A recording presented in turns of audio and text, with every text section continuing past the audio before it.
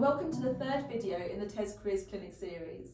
I'm Grania Hallahan and I'm here to walk you through all your teaching career related questions with a little bit of help from teachers and school leaders who we've got on hand to share their wisdom and experiences with us. Today we're going to look at a rather important but also quite complicated part of school recruitment.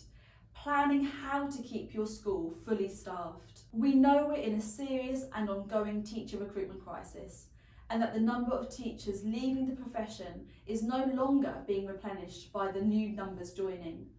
We're now in the 7th year of recruitment targets being missed. But all this aside, we know that there are great candidates out there who will be looking to change schools and who want new experiences and are desperate to work for you. It's all about attracting the right teachers, and once you've got them, ensuring that your school delivers on what you promised them at interview, so that you can keep them and retain your quality staff.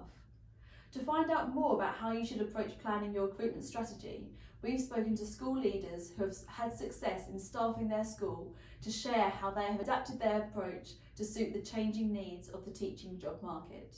My name's Jo Facer. I'm the principal of Ark Sloane Academy, a brand new school opening in Ealing in September 2020. I think in every line one thing at a school I used to work at, in every line management you had a box that was professional development, and you really quickly, there's only so many courses and books you can tell someone to read, so it was a really great prompt. So you were always having that question, like what do you want to do with your career? What do you want to do next? Where are you going? And how can we help you to get there?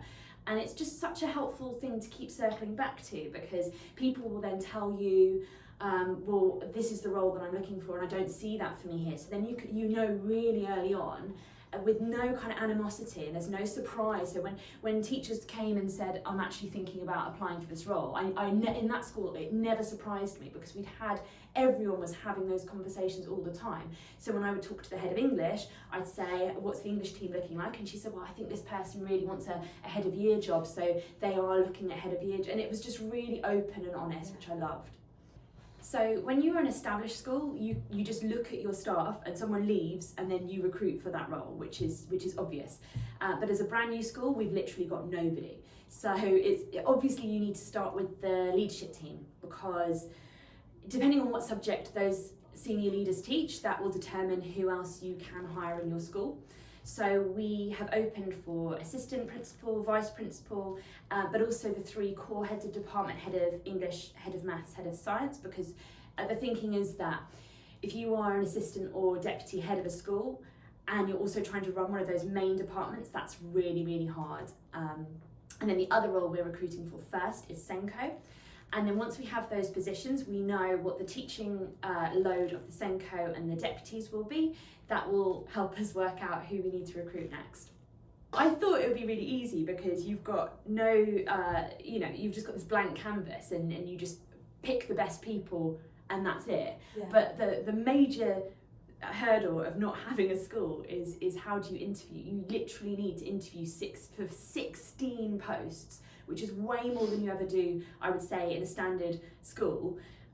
You need to do it all at the same time in a really short time frame, because now is the time that every teacher is looking to come into their next role, and you are relying on the kindness of other head teachers lending you their school and their children. So it's a real challenge recruiting in the first year.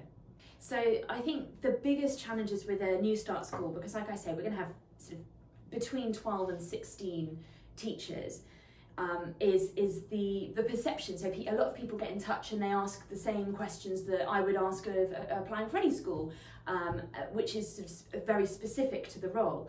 And the difficult thing to tell people is that is not what a new start school is like. A new start school, you kind of everyone does everything. If you are interested, if you're just like, I love maths and all I want to do is maths, new start school is not for you. And I have had one person asked about the senior leadership role, and they said, well, in the ad it talks about curriculum and teaching and behaviour, so what's the role? And I was like, well, it is everything. And so I think if that's not what you're interested in, don't go for a new start school. But if you're the kind of person who is super ambitious, super interested, wants to get experience doing literally everything, then this is absolutely the role for you.